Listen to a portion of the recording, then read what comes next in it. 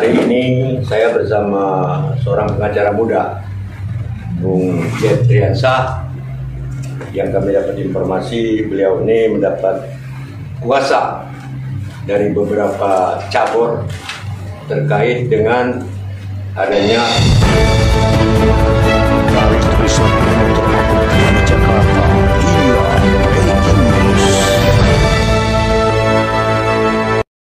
masih segar dalam ingatan. Mantan Ketua KONI Provinsi Bengkulu, Mufran Imron, divonis Majelis Hakim Pengadilan Tipikor 11 tahun penjara terkait korupsi 11 miliar rupiah. Dari total dana hibah KONI tahun 2020 sebesar 15 miliar rupiah. Bahkan, Mufran Imron terancam 16 tahun mendekam di penjara. Karena Majelis Hakim Tipikor Bengkulu juga mewajibkan Mufran membayar uang pengganti 11 miliar rupiah. Jika harta bendanya disita dan dilelang tidak mencukupi, diganti kurungan 5 tahun penjara, sehingga totalnya 16 tahun penjara. Terbaru, kabar miring kembali menerpa KONI Provinsi Bengkulu. Setelah beberapa cabang olahraga atau cabur menolak mantan Wakil Gubernur Bengkulu, Deddy Ermasyah, yang terpilih di Musprofluk beraroma dugaan praktik gratifikasi, menjadi Ketua KONI periode 2021-2025. Ada 3 cabur yaitu Ikatan Sport Sepeda Indonesia, Taekwondo dan Takraw serta beberapa konida sudah menunjuk pengacara muda, Zetriansah SH sebagai kuasa hukum, untuk meminta Kapolda melakukan penyelidikan dugaan gratifikasi dan korupsi di KONI Provinsi Bengkulu. Berdasarkan hasil penelusuran, pemerintah Provinsi Bengkulu melalui Dinas Pemuda dan Olahraga, diperoleh informasi bahwa pelaksanaan Musprofluk tidak tercantum dalam naskah perjanjian hibah daerah. Pertanyaannya, dari mana sumber dana Musprofluk? Apakah menggunakan dana pribadi PLT Ketua KONI? Atau justru dari salah seorang calon ketua? Jika dana pribadi PLT Ketua, sah-sah saja, tetapi apa kepentingannya? Jika dari salah seorang calon ketua, berarti ada dugaan praktik gratifikasi, ujar Zetriansah, yang juga menjadi teka-teki besar adalah apa dasarnya pertanggungjawaban keuangan era PLT Ketua KONI baru disampaikan pasca pelaksanaan Musprofluk, bukan pra atau sebelum pelaksanaan Musprofluk. Anehnya lagi, di satu pihak KONI pusat sudah menentukan kebijakan bahwa Musprofluk baru boleh dilaksanakan setelah pertanggungjawaban keuangan disampaikan. Di lain pihak, justru memberikan rekomendasi persetujuan pelaksanaan Musprofluk dilaksanakan sebelum pertanggungjawaban keuangan disampaikan. Jadi memang banyak keanehan dan kejanggalan. Apalagi Ketua Tim Penjaringan Calon Ketua sudah membuat pernyataan tertulis bahwa hasil penjaringan calon ketua yang dilakukan dinyatakan tidak berlaku. Faktanya, Deddy Ermasyah adalah salah seorang calon ketua hasil kerja tim penjaringan yang sudah dinyatakan tidak berlaku, kata Zetriansah. Wartawan Metro Update TV Anugrah Halilintar dan Putra Dewa melaporkan. Pada prinsipnya itu minta supaya Musprofluk itu dilaksanakan setelah selesai pertanggungjawaban keuangan. Itu sekitar ada suratnya.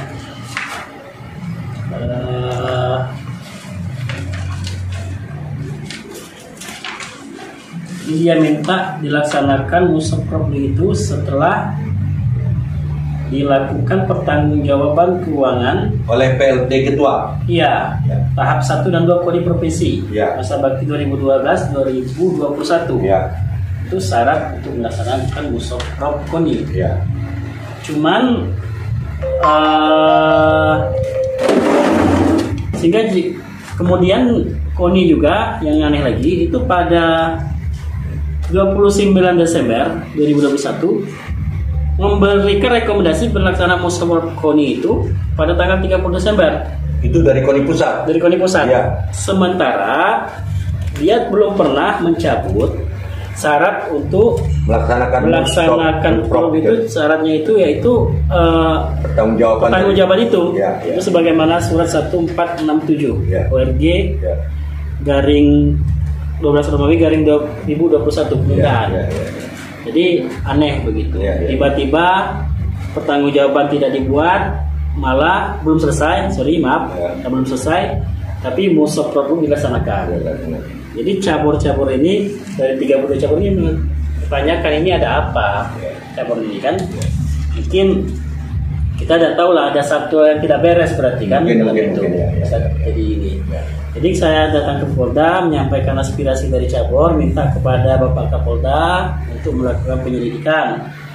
Nah, apalagi kita tahu kan dalam ini setelah ditelusuri cabur ini, anggaran musuh problem itu tidak masuk NPHD.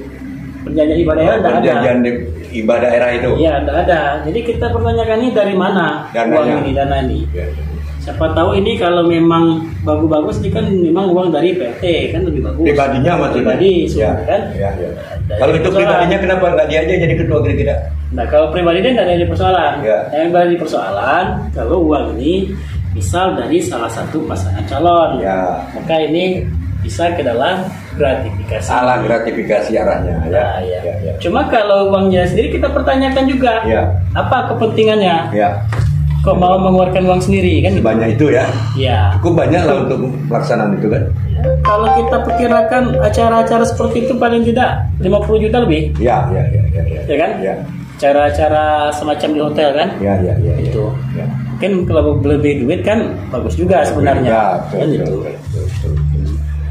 Jadi apa ending daripada permohonan keinginan para cabur ini apa sebenarnya? Jadi kawan-kawan cabur ini kan sudah juga menyampaikan keberatan, ya kan? Ke KONI pusat itu pada hari Senin yang lalu. Sudah disampaikan, sudah diterima. Surat keberatan.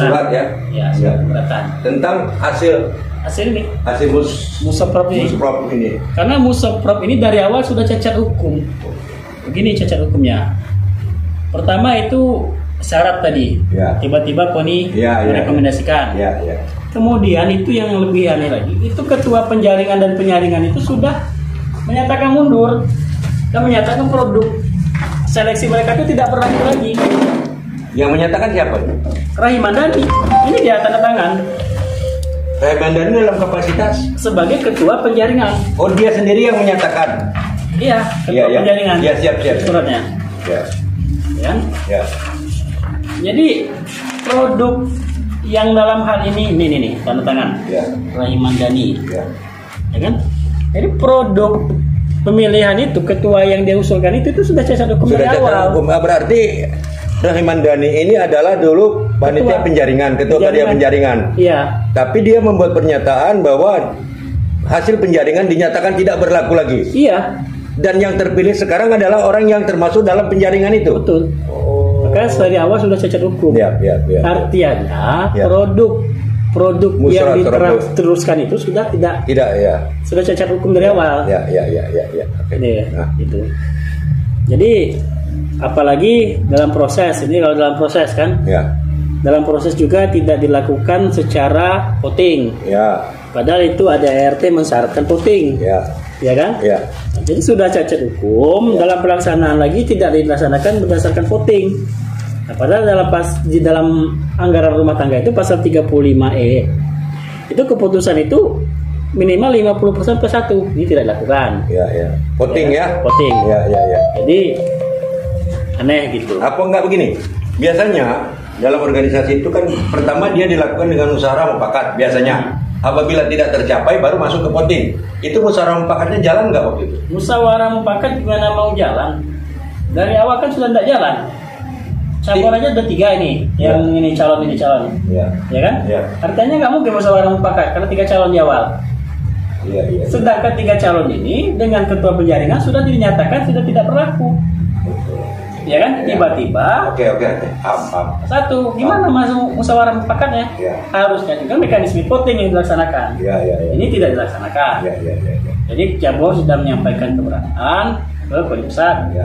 Ini juga calon cabur ini juga dalam waktu dekat ini akan bersurat lagi ke KONI mohon untuk dilaksanakan musaprop ulang tahun 2022 dan minta kemudian persiapan anggaran. Jangan sampai KONI ini tersandra lagi seperti yang dulu. Saya dengar dulu kemarin juga waktu musyawarah provinsi itu tidak dihadiri oleh pemerintah daerah atau mewakilinya. Bisa jadi. Kalau saya nggak salah kan saya.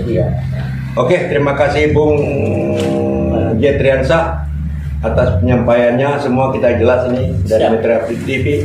Siap. Demikian pemirsa, perjumpaan saya dengan Bung Zetriansah, kuasa hukum dari cabur dalam konteks permasalahan